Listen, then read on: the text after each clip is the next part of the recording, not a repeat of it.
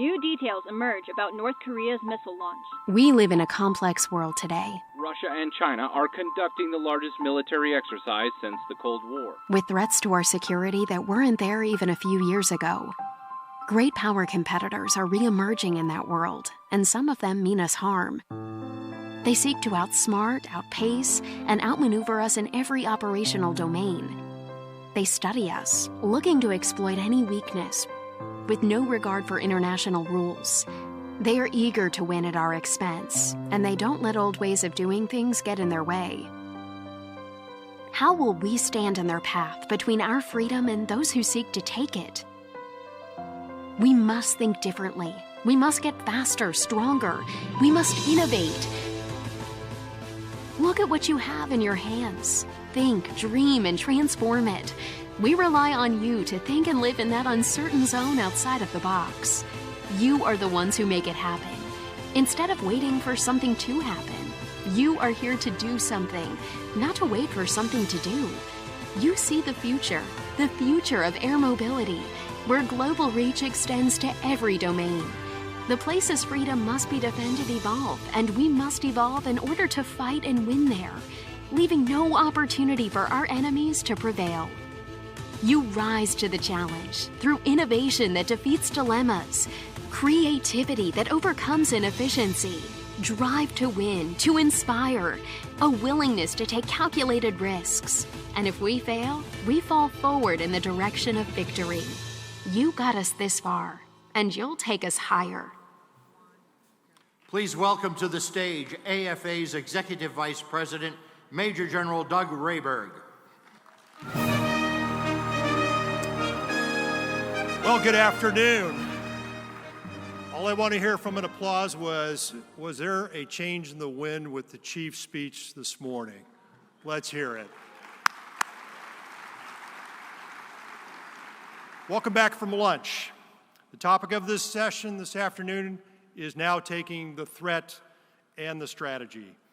I hope everyone in the audience today has had a chance to read the National Defense Strategy. Our two panelists this afternoon, are here to delve into the threat environment that our United States Air Force faces and the strategies that we need to succeed in the 2030 timeframe. As the Chief shared this morning, we need to work toward the Air Force we need. Additionally, the Air Force will need to be more agile. We need to acquire our weapon systems faster and smarter. Our panelists this afternoon will discuss how to work towards a strategy so the Air Force can win the battle space of the future in air, space, and cyberspace. So without further ado, please give a big warm welcome to the Vice Chief of Staff of the United States Air Force, General Sevy Wilson, and the Principal of the Marathon Initiative, Elbridge Colby. And oh, by the way, if you've read the National Defense Strategy, he wrote it. 2017 to 2018, Bridge served as the lead official in the development of the National Defense Strategy. What we'll do this afternoon is start with a series of questions that will set the dialogue. Please send me your questions so that we can pick up from the audience after we set the tone about the strategy and the threat.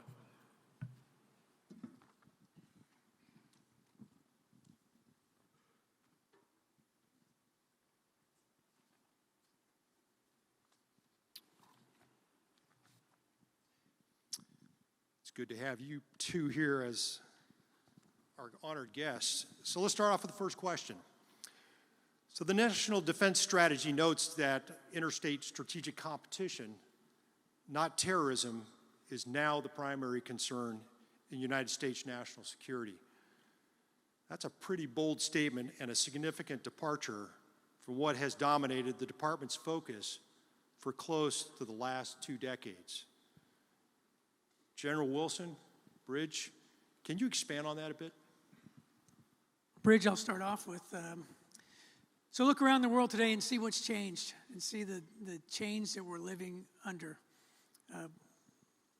It's pretty crazy. As the vice chief, I spent a lot of time helping the chief in his three hats. He's an international air chief, the chief who organized, trains, and equipped the force, and a member of the JCS. And as such, we're spending a lot of time talking about that threat and the threat that again, we see changing throughout the world. We're trying to look through the lens of threat, strategy, concept of operations, force design. How do we build the requirements and acquire things in that lens? But as the vice chief in the meetings, I spend a lot of time in the Pentagon, we're talking a lot about the threat. So the threat has changed, and I think now we're looking through a lens that is an existential change and an existential threat out there. And we have to be prepared for it. And we have a generation of airmen who've been focused on a fight for the last 2 decades in a fight in the Middle East. But we have to think differently because of this world change. So I tell people, if you think back in time, if you think back to the world on December 6th, 1941, and then December 8th, the world changed and we thought completely differently. We thought differently on October 4th, 1957 than we did on October 6th when the Soviet Union launched Sputnik. And we thought completely differently on September 10th, 2001 than we did on 2012 because of a changing world environment. And I think that's what we're looking at today is this changing world environment where we've always been the big guy in town. No one could compete with us. And now I think we're in a time of strategic competition with peer competitors. And so that's what I tell people, it's not going to take just us in the department. Surely it's going to take part of the Air Force, but it's much bigger than the Department of Defense. It's actually bigger than the whole of government. It's a whole of nation effort to get this sense of urgency about what's going on in the world, and that's where I need the help of industry and academia and our departments. All of us have to come together to understand the threat and be clear-eyed on the competition that we face.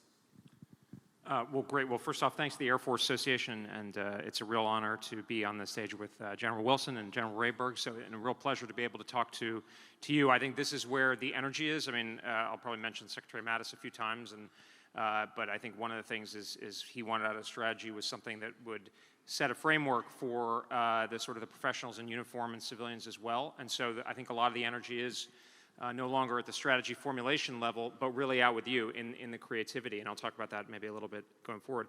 I think what General Wilson said about December 6th or what have you is a great example, because I think what Secretary Mattis and the rest of us were trying to do is to get, a useful strategy has to get out in front enough to be useful, and it's got to show enough clarity. It shouldn't, strategies that talk a lot about complexity and that everybody has to cover all the bases aren't very useful, especially as they go down an organization. And I think Secretary Mattis said the other day, he said that all strategy is priorities. Because we all know the world is complex and so forth, but the question is what to do with that and where to allocate your time and resources. And I think what he did and what the administration did and the Defense Department did is to say, with a lot of hemming and hawing, is to say, look, what's the biggest problem out there?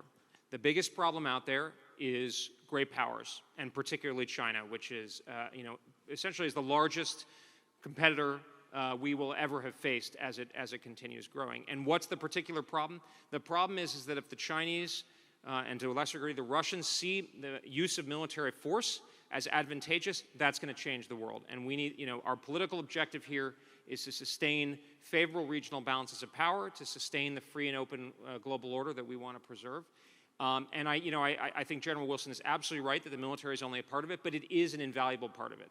I think sometimes people say, well, the competition will be largely political and economic.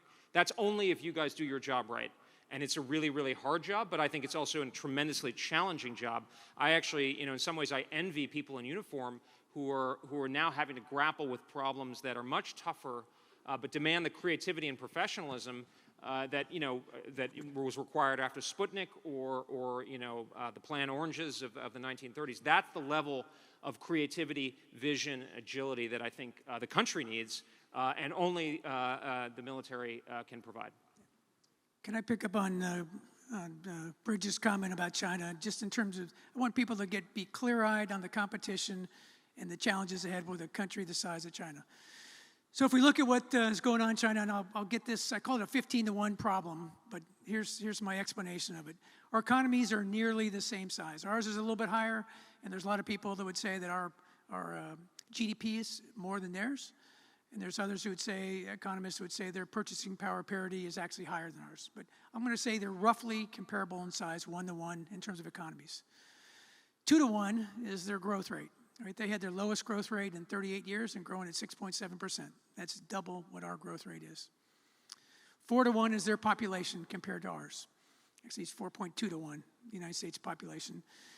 And they've been graduating 8 times the number of STEM graduates that we have for the past few years. 8x. So 8, 4, 2, 1. That's how I get my 15-to-1. So I tell people, I just project those statistics forward for a decade. And what does that mean? And what does that mean for us? And what I think it really means for us is we have to, again, get this sense of urgency, and we have to start acting more like David than Goliath. And we've got to be that nimble, to Bridge's point, nimble, agile, quick, and be able to show strength through our military. But again, I want everybody to be clear-eyed on that competition out there, what's going on globally. And as Bridge talked about, China's, I think, the pacing threat. And when you look at both their capacity and what I'm going to talk about, their belief, their sense of urgency, that this is their time and their plan. And if you read their 2049 plan, and then they've actually outlined some intermediate objectives that they would like to be the world's dominant country by 2049 with the premier military by 2030. And to do that, they've got huge investments in things like artificial intelligence, quantum computing, space, hypersonics, 5G, and they're moving out on those plans. So they have a plan, and they're moving out to it, and again, and their belief, and I don't want to get into the part, but I'll even go culturally, how they get things, right? So being able to steal intellectual property, I would think, is not just, that's kind of expected. That's just the way of doing business. That's how we operate. And that's, let's be clear-eyed in the competition of which we face as a country. That's why I say it's not a DOD effort. It's bigger than a whole government effort. It is a whole-of-nation effort to be clear-eyed on the competition in front of us. So a short question as we're talking about the threat. So who's the peer and who's the near peer in this threat? Well, I think one of the things is that actually Secretary Donovan, I think you were in this meeting, but I remember very vividly at one point, Secretary Donovan saying, like, I think, a lot of the strategy is basically getting back focused on the threat. I was like, yeah, that's actually pretty good. My view is a good strategy should be kind of boiled, you should be able to boil it down into not so many words. There are a lot of words in the strategy, but it's kind of give context. But it should be able to be relatively readily communicated. I think, look, basically, certainly with China, we are facing essentially a peer. And particularly when you think about this as a contest that is taking place in a regional context in addition to a global context. So as the Department of Defense's excellent Indo-Pacific strategy talks about, released in June of this year, the Indo-Pacific is the world's largest market. All of the growth dynamics that General Wilson is talking about vis-a-vis China also pertain to the region as a whole. That is increasingly the world's center of gravity. If China can, as it clearly seeks to attain, achieve regional hegemony there, it's going to then set the rules of the road in a very material way for the American people. Sometimes people say, well, China's strategic competition with China isn't resonating with the American people. Well, if you ask it that way, it sounds very academic and kind of removed. But if you say, is China a challenge to the way you're living, to your job, and the way they're behaving? Well, imagine if they can dominate all of the rules of the road in the Indo-Pacific economy. Now, again, a lot of that's going to be political and economic. We are going to want to work increasingly with countries, any country that shares a shared aspiration to avoid an Asia dominated by China. To be emphatic, we do not seek to hold down China or to prevent it from growing. Obviously, as Americans, we wish other people well. We have a long record of that with China. And our own, wealth, to some extent, and our future depends on Chinese prosperity. What we don't want is an Asia where everybody has to check with them. And again, that the military role is so key. So I think the peer context is, I talk a lot about the fait accompli as the Indo-Pacific strategy talks about.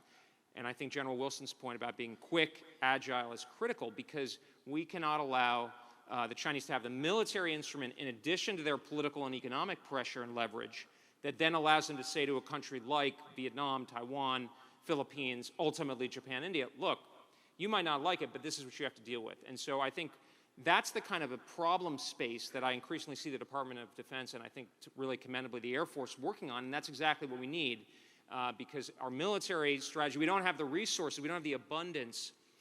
Slight digression, I'm working on a book, and one of my points to the publishers is to say there hasn't been a defense strategy book in a real way in almost a generation because you didn't need to, because we had so much power and so much skill, or you guys did in particular, that we could handle all the problems. Now there are hard choices to make, and you need a clear framework, and I think that's what hopefully the National Defense Strategies produce, and I think the Air Force is clearly moving forward in that direction. Yeah, so I think, to Bridges' point, what the chief talked about it today, we iterated with Bridge and his team, and we were on version 67, very inclusive as we thought through the strategy, right? But outlined the 3 lines of effort in there, what we're going to try and do, and he's highlighting the middle one in terms of allies and partners and how important they are. And I contend this is a battle of cultures and beliefs and values, right? And so our partners who believe in free and open and transparent societies and liberal democracy as opposed to something else, and we have to offer that alternative and a good, valuable partner that they can trust on. Let's up the game then. Some have raised concern that we may be entering into another costly arms race, and that by competing with states like Russia and China, we may be inviting conflict. So the question is, how would you respond to such concerns? Yeah, let me I'll jump real fast on that. Nobody in the military wants conflict. There's a guy named Curtis LeMay who talked about peace through strength, right? And I contend that's what we should be striving for, that we provide a very strong deterrent, right? Both the capability and the will, and have an adversary or people around the world look and say, not today. I'm not going to try today because they're too strong. So having a strong, lethal, and ready force is critical. And I would tell him, just like the chief, I am confident of our ability today. We have the world's best military. We've been fighting as a joint team for the last 2 decades, and we've got this incredible joint team. But as we look to the future, we also know that we've got to adjust how we've done business. So with the threat and the strategy, we're now looking at new concepts of operations, right? And how does that play into a joint force design? You heard the chief talk about joint force excellence, right? So how does a joint force, what does it look like in a future fight, and how do we design that force? And that's what Tim Fay and his AFWIC team with FanMan and Q are working at. That's what Dr. Roper's working on, the acquisition part. But to be able to have a credible force so that on any day that any adversary says, nah, not today, I'm not going to take on the United States. And so we have that today. But the thing is that our adversaries have looked at us, they've looked at our way of doing business, and they're closing the gap. Again, that's why I come back to we have to change. Status quo is not acceptable. We have to take the world's dominant military and take it to the next level. Right? So that's what we're trying to do. Yeah, if I could just add, I think one of the things that we emphasize in the strategy, and Secretary Mattis talked about a lot, is it's a strategy of competition, not confrontation. I think there was a very strong perception throughout the department that there needed to be a sharp change in emphasis, both within the joint force, but also internationally. I kind of like the term a costly signal that the trajectory was not on the right path, particularly vis-a-vis China, and going back a number of years, hopeful expectations had not panned out, and the power trajectory and the economic trajectory were not going in a good way. So there was a kind of a sharp shift or turn, precisely in order to preserve the kind of peace that is born of the deterrence that I think General Wilson is talking about. The reality is that the PLA has grown by roughly 7 to 10% every year for the last 25 years, and their pacing threat is the United States. They're almost exclusively focused on us. Whereas the United States has had multiple missions all around the world, as General Wilson and many of you obviously know, multiple operations in the Middle East and elsewhere. So we were kind of behind the curve, and that's important not only for the joint force, but also internationally for countries to see that we are serious. Now, I think the most persuasive point, and the point I try to communicate to the Chinese is, look, we are not trying to dominate you. We're not trying to split you up. We're not even, we're Americans. We hope one day you become a democracy. That's, our fondest aspiration, of course. But we're not going to use our military to try to attain that objective. But we are going to help our allies and partners and those who want to live in a free and open Indo-Pacific effectively defend themselves. So there's a very clear equilibrium point. If China can learn to accept that, we can live together. There may be tension, but my hope is over time, after we've gone through a period of really focusing and getting our sort of, getting our ducks in a row, if you will, then we can be in a different place, and the optics and the relationship will be more placid. But you have to go sometimes in a negotiation or anything in a relationship, you have to go through an uncomfortable period before you get to a positive end state. Yeah, very good points, because China has really capitalized, and definitely Russia, on the period of strategic opportunity, as we would call it. The real question, both from a force provision level at the Air Force, but at a strategic level for the strategy itself, what really has changed today between Russia and China regarding conventional and nuclear capabilities? Well, we look at where they've modernized their forces, and Bridge just talked about the Chinese and their growth and their modernization and how they're focused on us. We've done a little bit of the same thing, but as the chief talked about in his talk earlier today, in the last few years have been very helpful from Congress, getting stable, predictable, and adequate budgets. We also throw in there the budget flexibility will be important moving forward. And we're modernizing our force, right? We look at no further than the nuclear triad, the thing that backstops everybody. We're putting significant effort to modernize our nuclear force. But as the chief also talked about, we spent a lot of time looking at the question Congress asked us of the Air Force we need. And what does that look like? So what's a theory of victory? What is an operating concept to meet with this strategy? And what would that force design look like? And then we're in a way, building that. And if I were to to tell you my synopsis of what that looks like for me, I've got to be able to provide a global sensing network. That I have to be able to connect that through a multi-domain command and control. That I have to do a convergence of effects across all domains with speed, range, and mass. And we do that by owning the high ground. We do that by, again, this multi-domain command and control. We do that by delivering combat power, and we have to be able to move to win. And you heard all that from the chief. So designing that Air Force we need is what we've been spending the last year and a half doing. But with that also comes a really important part. And as Bridge started off his discussion, strategies are about priorities. We also then have to prioritize what is the Air Force we don't need. And that's where it gets hard and uncomfortable for everybody. And I've been asking the question and said, okay, in this 2030 fight, if we can't connect, if I can't increase my speed or lethality, then maybe that needs to go into this pile that says this is the Air Force I don't need. And we take those resources to help build the Air Force that we do need.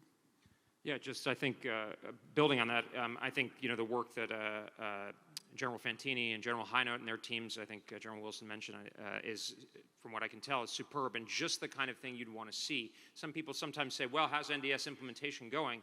And I'm a very much a glass half full person on this, because I say, you wouldn't want to see 0 to 100, right? Because it's not necessarily clear what the technology that Will Roper is talking about in the acquisition capability, what are the posture possibilities with new political relationships and deepening political relationships we're developing.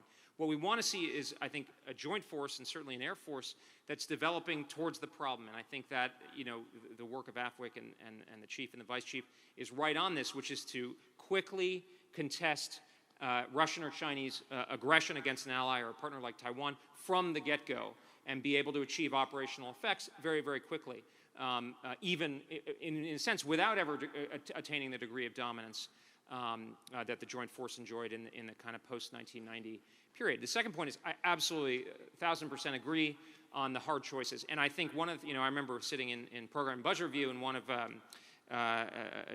general officer from another service kind of said to me, look, Bridge, you're telling us great power competition is important, but you got to tell us what not to do, because it's not fair. We can't decide. I said, that's perfectly legitimate. And one of the many reasons I think the strategy, hope Secretary Mattis' strategy is distinctive, is it did very clearly elucidate, here are the things, I, the Secretary of Defense, the politically accountable authority, am willing to take risk on. And that, I think, is pretty unprecedented.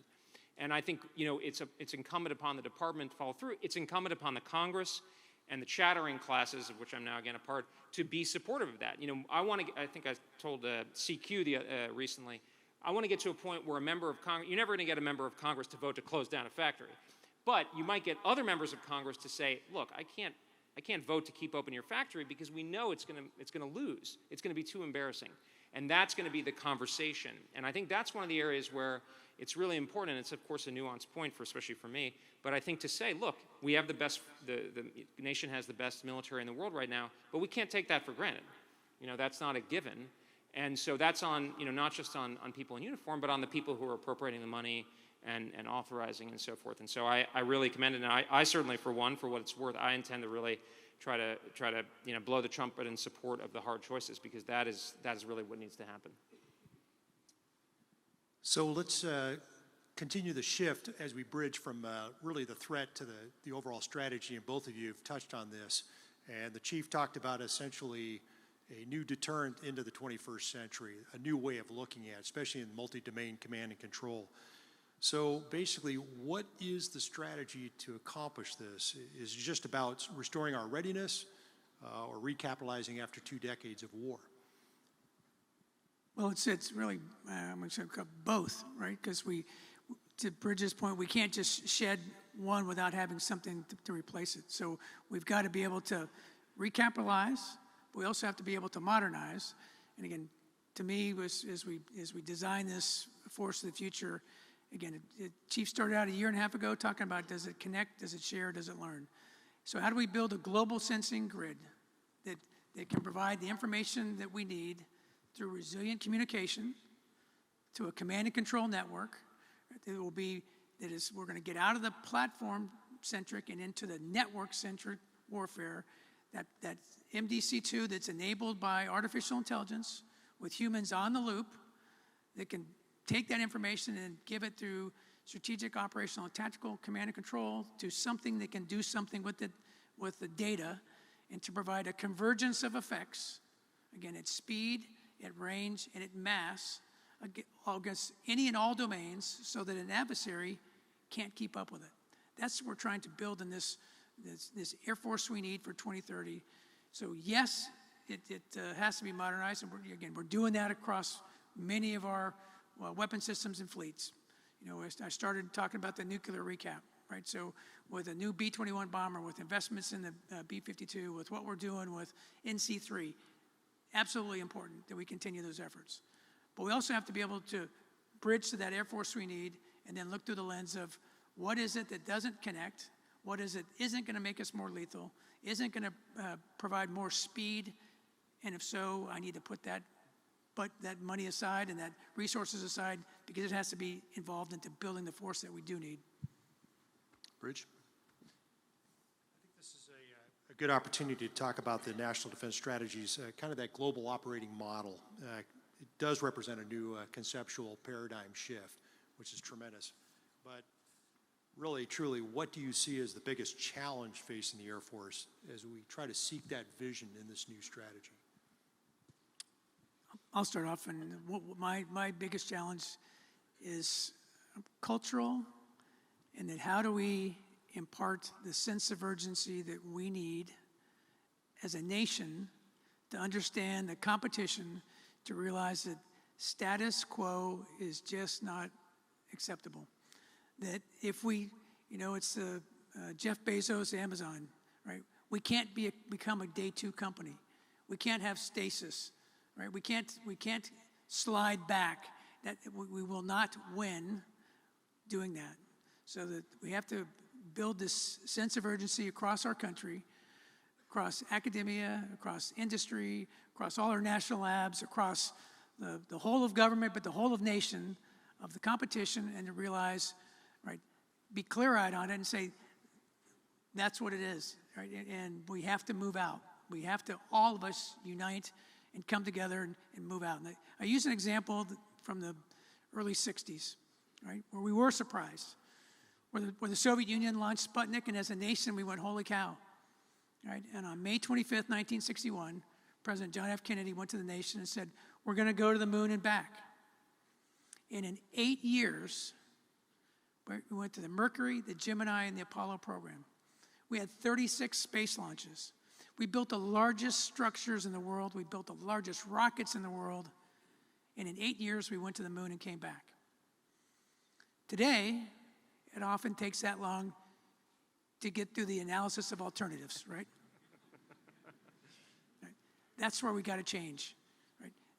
That won't work. That won't work against a peer competitor. That won't work against a peer competitor who is determined for them to win, right? So my biggest thing I go around talking about is I can't beat the urgency drumbeat loud enough for all of us. And so I go, tell your family, tell your friends, tell your neighbors, tell your people at school and churches and community, here's the competition. We have to be all in.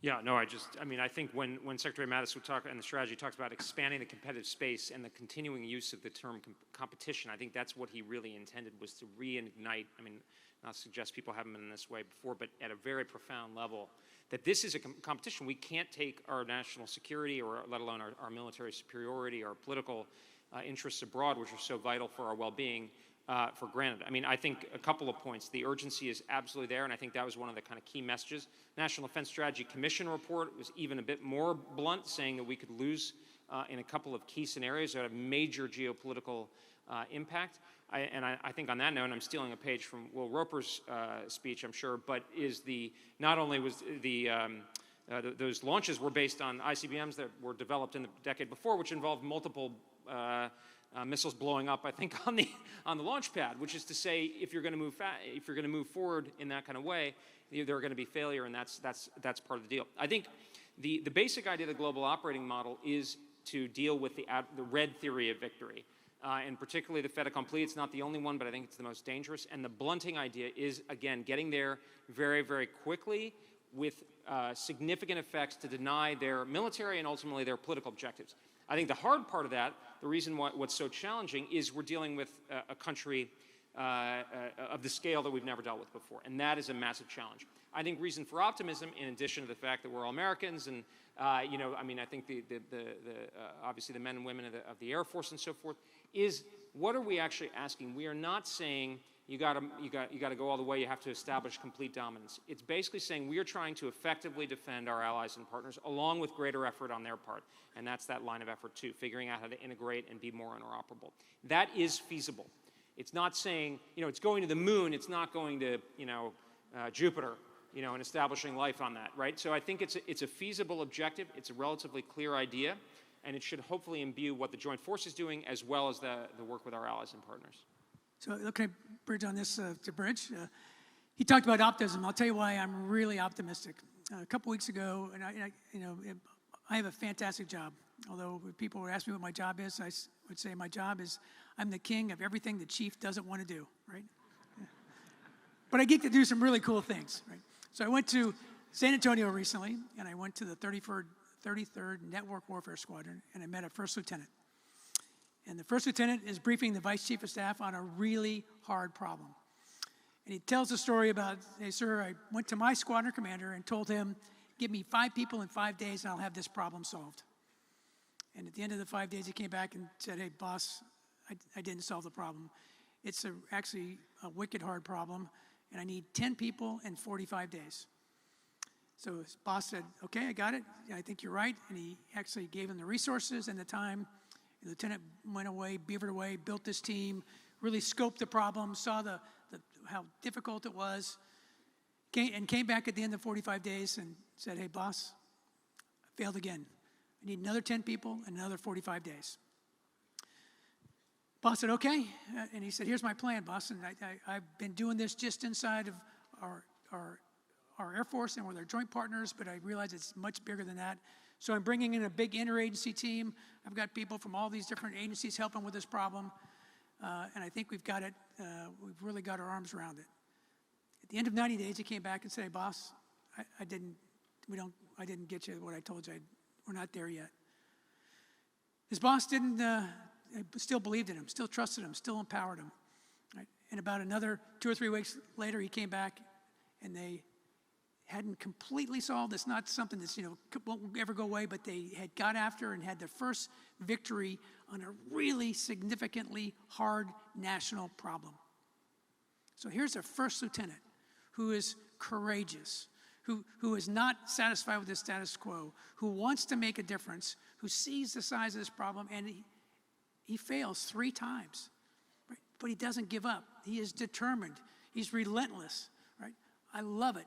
Again, this brings me great optimism when I see our young airmen like that. It also makes me really happy when I see squadron commanders, just like the chief talked about, right, that trust the lieutenants, that trust the airmen, that empowered them, that let them fail, right, that didn't discard them aside, that helped them, got them the resources they needed, and let them succeed. And I contend when we do things like that, and that scales across our Air Force, nothing can stop us. So while I talked about this urgency is really important, I'm really optimistic when I meet our young airmen out there that want to make a difference, that want to be part of something bigger, that have this sense of urgency, that know how to build a team, and then be able to drive relentlessly to success. Well, speaking of the airmen out there, it's time for us to take the questions from our audience, and God bless the senior airmen and the lieutenants that do make the difference. So our first question from the audience, and this brings it home to test of our strategy, especially the future of the National Defense Strategy of 2018. In light of the recent tensions with Iran, do we have the strategy right? And if so, how do we accept higher risk to meet our priorities? Dealer's choice. Yeah, I mean, I think, obviously I'm not in the government, so I can speak freely. Obviously, General Wilson will give you a more authoritative answer. I think we do. I think one of the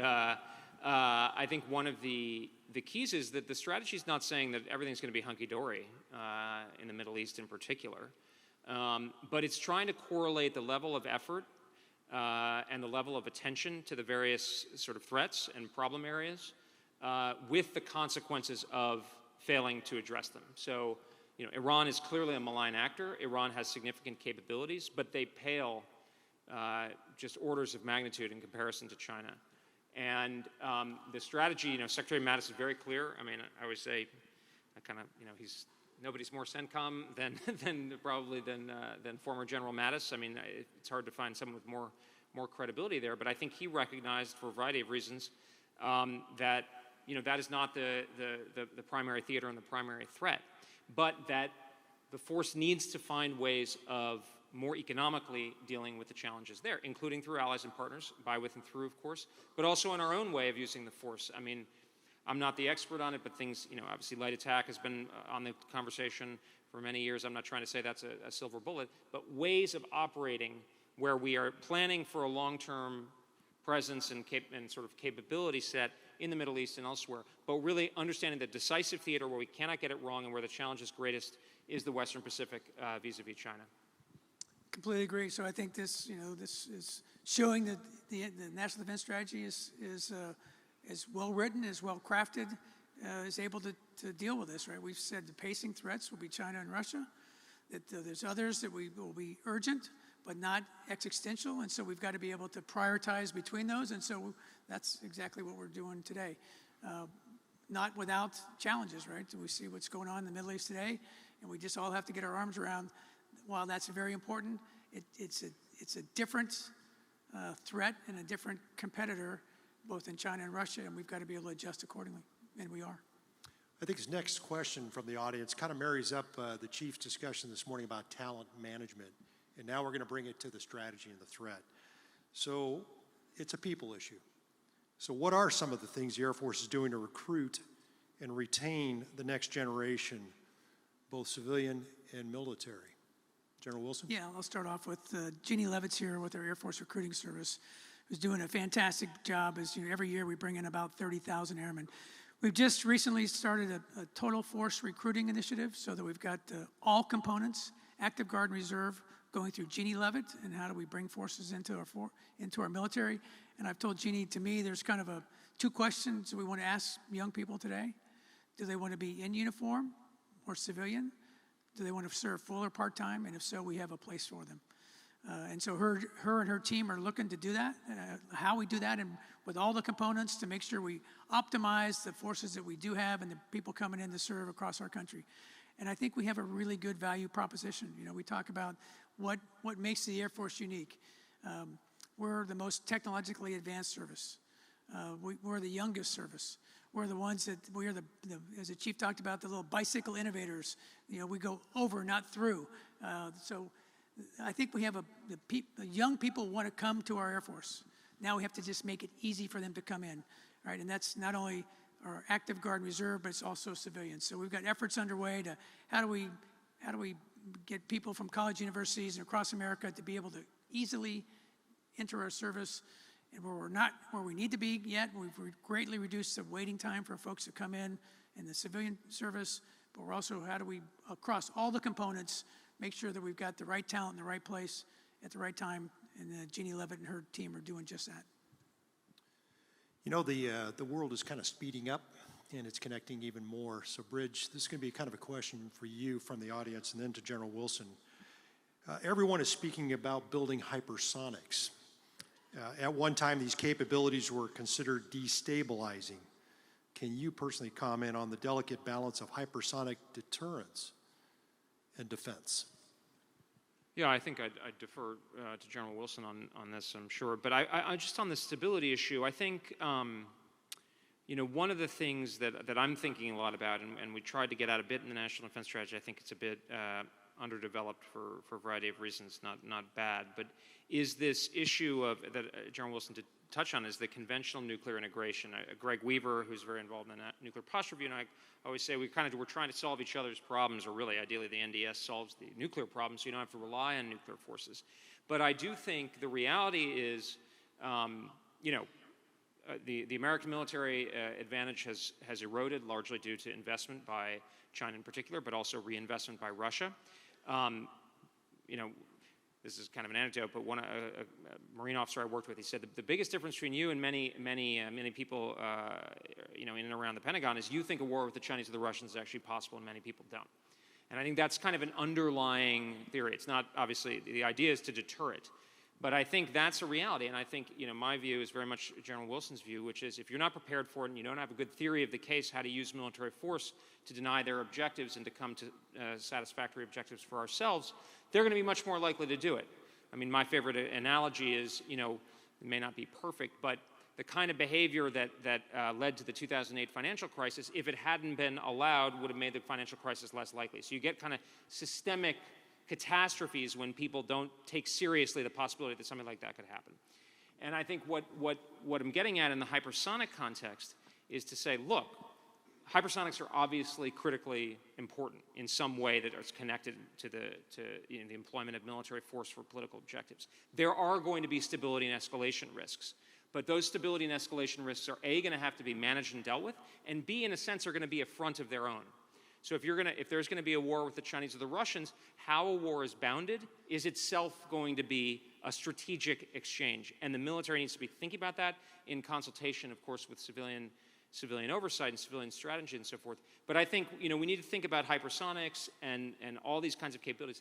Space and counter space is now going to be, it's no longer a sanctuary, so there's going to have to be kind of more discussion of offensive space, for instance, but in a way that's conscious of the stability and escalation risks, but not kind of chained by them. And I think that's one of the many ways in which we're getting into a world in which this kind of thing is possible. But the best way to deter a conflict is to have a very clear way of using force that ties to the political objectives in the hypersonic context and every other one. We were doing hypersonics in the 60s before it was cool, right? And then we stopped doing it. We had other priorities. We for the last couple of decades, we've been engaged in conflict in the Middle East, and we haven't been focused on it. But others have, and others have studied us, and others, as technology's advanced, we see clearly where they're headed. We see the number of papers being written by the Chinese in hypersonics. We see the investments they're making in their infrastructure and their hypersonic wind tunnels and other things, and we're carefully following all the aspects of what they're doing. And we also have got our efforts underway. Dr. Roper can talk to you at length about our efforts, but it's not just the Air Force. We're in alignment with our sister services, the Army and the Navy. We're also doing hypersonic work, and so we're moving out in that direction. Again, it's something we were doing in the 60s, but we quite frankly stopped doing because A, it was really expensive and we didn't need it. But we look around today and see that others are. And to Bridges' part, how do we think through all the consequences of that and how the stability and escalation and assurances that we need to have as these weapons proliferate around the world. No, thank you. So here's a bonus round question. So we have plans for dealing with China, and we also have plans with dealing with Russia. But what's being asked is, if they decide to team up, what happens then? Well, we're seeing today where there's cooperation and coordination between China and Russia as they exercise together. And so we don't want competition. We want competition. We don't want conflict, right? And so having a credible force, a global force, postured in the right places with strength, being able to know that they can't accomplish a fait accompli, whether it be in the East or the West or wherever it may be, that we've got not only that, but we've got a range of allies and partners with us, and that we provide a different alternative to them is something we're going to continue to build on, and the National Defense Strategy talks, about that, having a lethal and ready force with a network of allies and partners, and being able to maximize the dollars that we do have in the government as we reform government to be able to get that right balance. Yeah, if I could I think that's just building on that, General Wilson's point. I think thinking very, very clearly about the particular problem of simultaneous conflicts with the Chinese and the Russians is important. The Chinese are the bigger challenge, so in my view, that would be the priority, without getting too much into detail. I think the more that our force can be specifically scoped to defeat their theory of victory, particularly the near term, and then things can be more sequenced. But with our own forces, our own conventional forces, so we don't have to unduly rely on our nuclear forces beyond what's necessary, that's very valuable. This is also a critical part of line of effort too, and I think it's important for our allies and partners, including our ally and partner air forces, to understand this, that the United States, and I say this to the Europeans all the time, is the United States is going to be focused primarily on China. It's a simple necessity. The United States is not going to abandon NATO. It's not going to get out of it. We are inextricably tied up with the security of Europe, but we need our allies and partners to understand our strategy. So, for instance, I talk a lot to the Germans. In 1988, the Germans had 12 active divisions on the inner-German border and 3 in ready reserve. That was a West Germany is 2/3 the size of the present Federal Republic. Now, Germany today has a much, much, much smaller force. Now, if Germany could build up its capability for allied purposes, that could really take away some of the pressure on the simultaneity issue. It's not saying the Americans are going to get out of Europe or wouldn't allocate in the event of simultaneous conflicts, but that's a way where I think building in and really making that interoperability, not just at a kind of a tactical level, but all the way up and saying, look, here's what we're trying to do, and here's how you can help us out. I think, not help us out, but help yourselves out as well is really important. It's often been said that a strategy really eventually has to come in contact with the American public. So one of the questions from the audience, very insightful. Do you believe the American public truly understands the challenge of near-peer competition and the need to preserve the military advantage we in the United States have taken for granted in the past decades?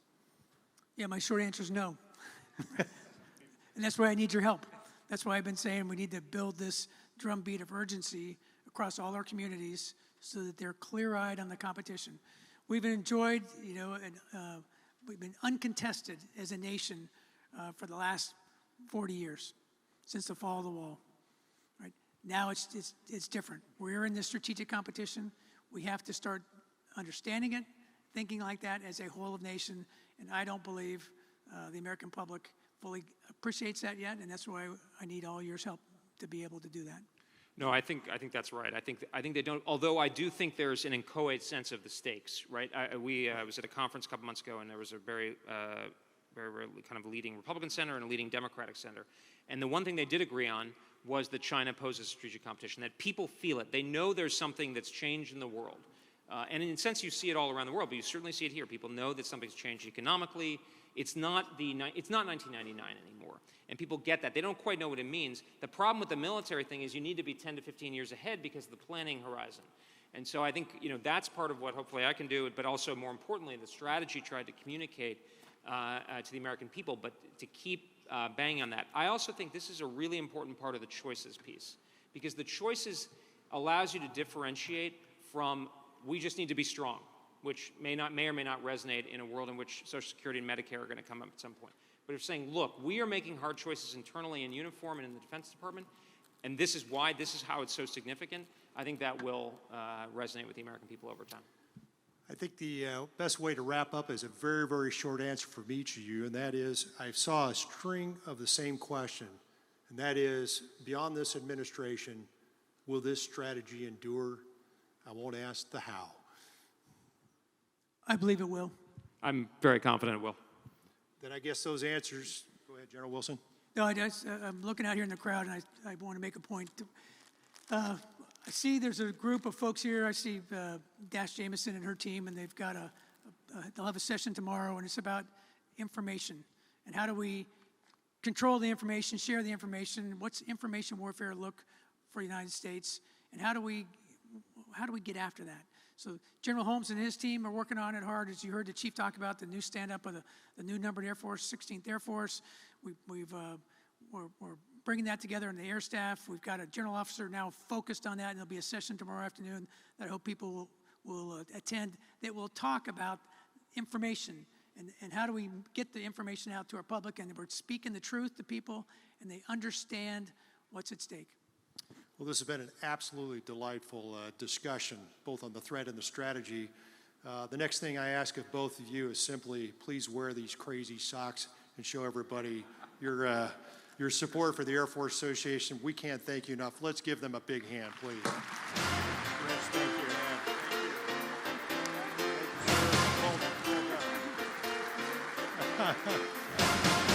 Next session will be in the Air Force Town Hall with your Air Force leaders right here in this room. Thank you very much.